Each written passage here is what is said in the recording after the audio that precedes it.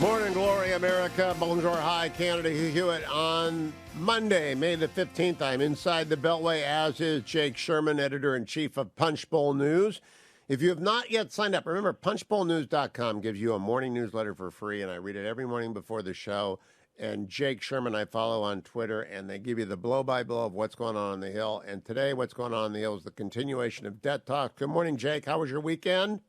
It was good, Hugh. How was yours? Great. I was afraid you got trapped at that Nationals game where they had the rain delay for 4.5 hours, and they sent everyone home, and they didn't give them the doubleheader the next day. Unprecedented in baseball history, and that would have made you angry. No, it would have made me angry. I actually thought about going this weekend, but I thought it was a little bit I would have taken my son. I thought on Mother's Day weekend, I probably shouldn't indulge myself in baseball. I should probably be with my family. So that's where your wife probably would have liked that if it's your only You're kid. probably right. Yeah.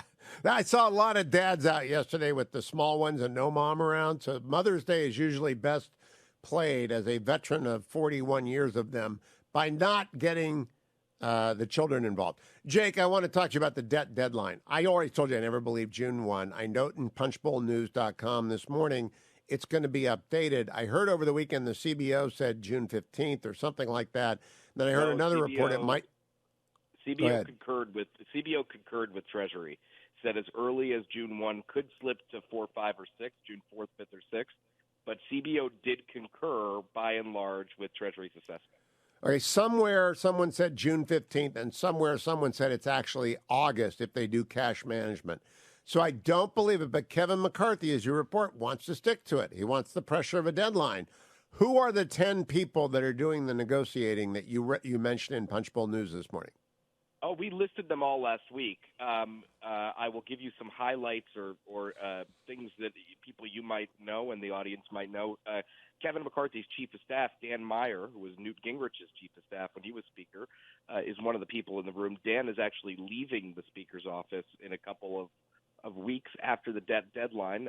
He's been on the Hill for a long time, been in the game for a long time. But interestingly enough, representing the White House is not really a principal. It's Louisa Terrell, who is the legislative affairs director for the White House. It's not Shalonda Young, the OMB secretary director, who would be a lot of people keep saying if you put Shalonda Young in a room with any of these aides, they would get this done quickly. Why? Because Shalonda Young, very respected by Republicans and Democrats, was the staff director on the House Appropriations Committee for many years for Democrats, and now is in the Biden administration. So, listen, on the deadline, Hugh, here's the situation.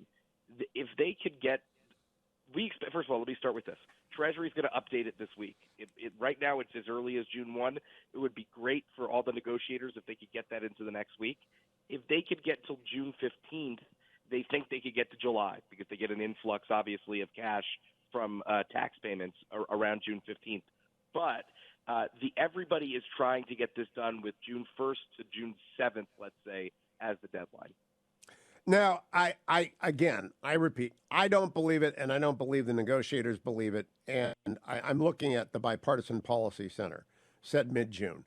And so that's where I got my number from. It doesn't really matter if they get to an agreement. When they say they're making progress, what are they making progress on, Jake? So here's the contours of the deal are as follows. Number one, permitting reform, which is probably the biggest policy change that they'll get in this bill.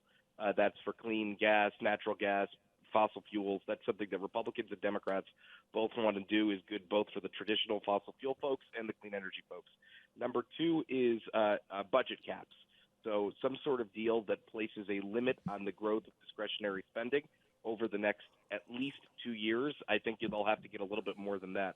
Number three, what they hope to get, and I think they're going to get this, is rescinding some of this unspent COVID money. As we've discussed many times, you and I, Hugh, the government has spent a tremendous amount of money on COVID relief over the last 3 or 4 years. There's about $60 billion by Republicans' estimate that is still out there. They'll either rescind it or reprogram it or do something to change how that looks. And number four, I don't know that this is going to happen. This is the biggest stretch, is work requirements for social safety net programs. Now, there are some in the Republican Party who don't want to do this because for a lot of reasons, mostly political reasons. But Joe Biden this weekend gave new urgency or gave new hope, new life to some sort of work requirements for social safety net, saying he would be interested in taking a look at where Republicans are. So that's the broad contours of the plan. I would be I'd do somersaults over a 6-year cap on domestic non-defense discretionary spending at 2022 levels. I think that would be a huge win for the country, but it can't have defense in it. I mean, it really cannot have any limit in defense because China's ahead and getting further ahead. Is that off the table? Any kind of cap on discretionary defense spending, Jake Sherman? I think that I don't know the answer to that, but by the way, it's not going to cap. It's not going to cap for 6 years at the 2022 level. What they're trying to do, what Republicans want, is some sort of cap with a percentage growth lock-in, meaning so the budget can only grow by, let's say, 1% a year for 6 years. Now, remember, we've done this before, and Congress has undone those after the deal is passed. So I'm thinking about the Budget Control Act, which was undone by by members of Congress, several years after it was passed. So yes, this is. Listen, it would be a good deal in divided government. It would be any of this would be a good deal for Republicans, especially with Democrats controlling the White House and the Senate. Now, whether McCarthy could get away with it, Hugh, we'll have to see. Well, it will not get through a Congress, either house, if it caps defense spending. It just won't. There aren't enough moderates who won't. But if they do the 1% for 5 years or 6 years, that is healthy. That's a big first step. And then I would imagine they don't need either the far left, the AOC, the Squad, or the far right, the Freedom Caucus. They would get Democrats to vote for it in the House, right? Yeah, any deal like this will be endorsed by all the leaders if they get to a deal, and therefore would get, the traditional coalition of leadership-aligned lawmakers in both parties. Now, so we finally have the president engaged, at least his team engaged. The Neera Tanden promotion, I thought, was significant. She actually also knows her way around the budget. Is she involved at all?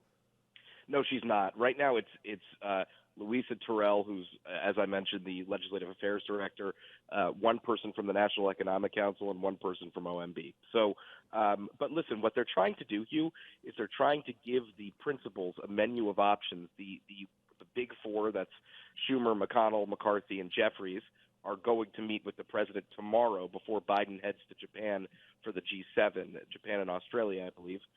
And that's, Biden had talked about not going in order to get this deal. I don't think that's necessary. The president, I don't mean this in a pejorative way, but typically in situations like this, presidents are figureheads. They're not getting involved in the negotiations.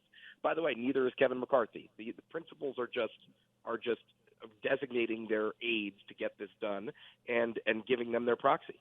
The aides get close, and then you do the deal with the principals. Exactly. Jake, I want to bet lunch, or maybe an invitation to the Punchbowl Christmas party, which I've never gone to, on the June 1 day. Because it's not June 1, and you've been steady in saying, yeah, it is June 1. If it's after June 21st, all right, I'll give you the first 3 weeks. Let me clarify what I mean. What I mean is if Treasury says it's June 1, it's June 1 until Treasury says it's not June 1, is my point.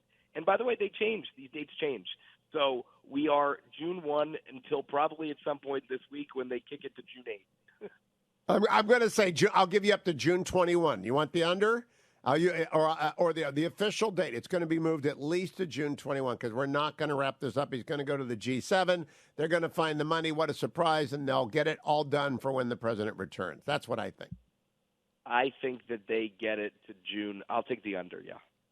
Okay, so that's lunch or an invitation to the Punchbowl Christmas party to which go. I've never been invited. I'm just saying that, Jake. My honor, Hugh. Yeah, I'm just saying. It's been, how long you guys been in existence now? About 2.5 years. All right, so that would mean like 100 appearances on the Hugh Hewitt Show, right? Probably something like that, yeah. So 100 appearances. It's sort of like my airline miles for Sunny Bunch. I just want some return on my investment. Jake, I hope you had a wonderful Mother's Day. Have a great week. I'll be following it every morning because if you want to know what's actually happening on Capitol Hill, read punchbowlnews.com. Thank you, Jake.